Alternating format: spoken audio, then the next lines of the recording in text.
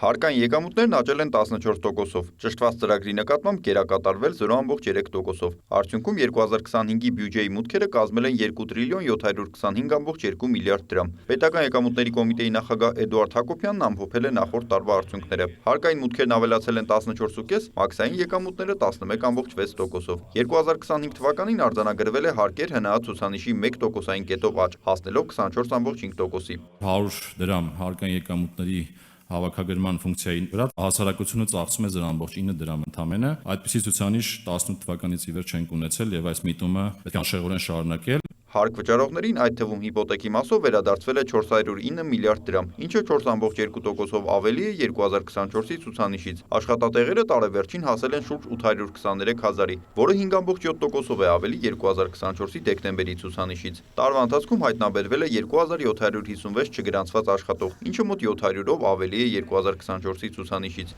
Ինչպես հնարավոր եղավ նման ցուցանիշներ արձանագրել։ Առաջին գործոնը դա վարչարարության արդյունավետության բարձրացումն է եւ դրա մեջ վերլուծական գործիքների դերի բարձրացումը։ Մենք 25 թվականին 142 միլիարդ մեր տարբեր գործիքներով առաջադրումներ ենք ունեցել, ակտեր, ճշգրտումներ, որը մի փոքր նույնիսկ ցածր է 2024 թվականից, եւ սա նույնպես հուշում է, որ եթե մենք այս մասով նվազումներ ունենք, բայց միաժամանակ մուտքերի աճ ունենք, դա նշանակում է, որ թիրախայնություն ու արդյունավետություն է բարձրացել վարչարարության, եւ այստեղ առավելապես ակնառու է հենց վերլուծական գործիքների դերը,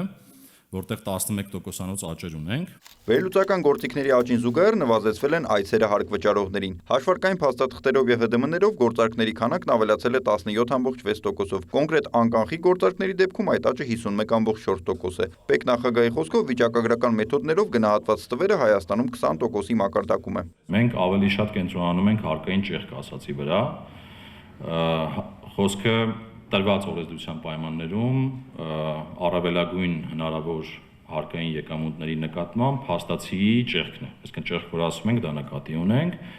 եւ մեր գնահատումները ինչ են ցույց տալիս, դա գնահատում ենք եւ մենք եւ ֆինանսների նախարարությունը 3-ից 4% հնայի մեջ դեռ ունենք տեղ աշխատելու,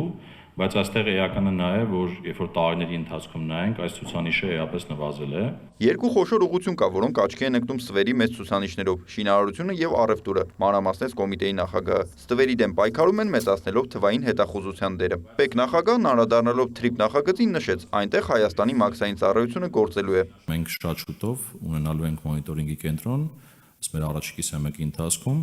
որը միանալու է այդ կենտրոնը ցամաքային կետերում մեր ռենտգեն համակարգերին, թույլ է տալու հեռավար տարբերակով վերլուծել անցնող բեռները։ Այսինքն բեռը անցնելու է համապատասխան ռենտգենի միջով եւ այդ համակարգը կամ վերլուծողի կամ արհեստական բանականության գործիքով ապագայում վերլուծելու է եւ այդ թիրախները ընտրի, թե ինչն է պետք զննել։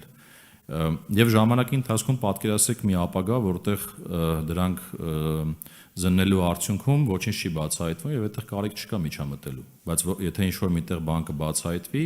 իհարկե կարիք կա միջամտելու։ Էդուարդ Հակոբյանին հարց ուղղվեց ընդդիմադիր ուժերից մեկի փոքր բիզնեսի համար 0% հարկ սահմանելու մասին խոստման վերաբերյալ։ ՊԵԿ նախագահի կարծիքով 0% հարկն անընդունելի է եւ ցանկացած մարդ պետք է ինչ-որ չափով մասնակցի պետության կայացմանը։ 0% հարկը իր հետևանքները ունի եւ դա նշանակում է ստվերի մեծացում, որովհետեւ երբ որ խոսում ենք